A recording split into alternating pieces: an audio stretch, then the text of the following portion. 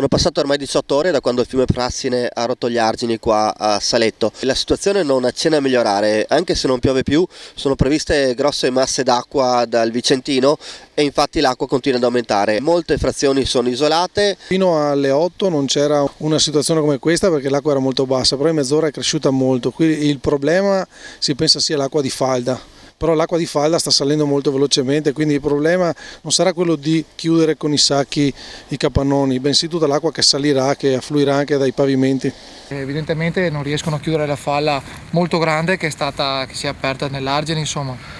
L'acqua continua a salire e prevedono ancora che continuerà a salire perché il tempo è inclemente e da Vicenza sta venendo giù una massa d'acqua notevole. La situazione non è per niente sotto controllo e ci sono anche problemi per le attività produttive, per le attività agricole. Abbiamo parlato con degli agricoltori del posto che hanno dei problemi per quanto riguarda i bovini, per quanto riguarda i polli, per quanto riguarda il tabacco, per quanto riguarda tante attività. Abbiamo 2 metri di acqua davanti al capannone dei polli, tutti morti, ancora da ieri 6.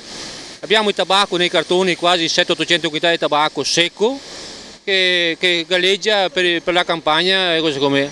Siamo davanti alla sede del municipio che è un po' la centrale operativa dei soccorsi. Ci sono tante persone che stanno cercando di capire cosa bisogna fare, i problemi ci sono tanti, la falda si sta allargando, cercano le soluzioni, ci sono i sindaci del comune e del territorio, c'è la protezione civile, c'è il viceprefetto, ci sono tanti organi preposti a cercare la soluzione a questo problema che però al momento non si risolve. Qui purtroppo noi stiamo assistendo a un fatto molto grave, tutta l'attenzione è rivolta verso Padova e Vicenza, qui noi siamo nella zona Saletto, Ospedaletto, Saletto, I Dossi eccetera, qui c'è un allagamento, il Frassine è esondato, queste nostre zone rischiano di rimanere veramente abbandonate, già sono state evacuate 300 famiglie, c'è un'altra cosa gravissima che si sta allagando, si sta avvicinando l'allagamento verso la Sesa è la discarica.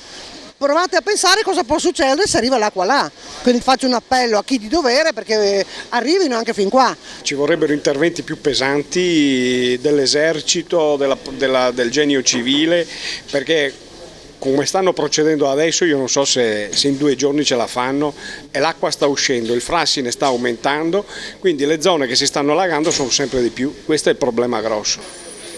La situazione nel comune di Saletto è di relativo stallo, sta comunque continuando a inondare nuovi territori anche comunali, ma sta trovando sfogo e verso Montagnana e verso Ospedaletto e Carcere e Virizzolo, quindi questa sarà la destinazione finale. La situazione è in continua evoluzione, quindi non mi sento neanche fare pronostici, insomma sarebbero del tutto azzardati. La situazione è complessa e c'è un po' la preoccupazione che in questo momento ci si stia più interessando dei problemi della città di Padova, di Vicenza e non si cerchi una soluzione adeguata al problema della nostra zona che però sta effettivamente rischiando di andare sott'acqua.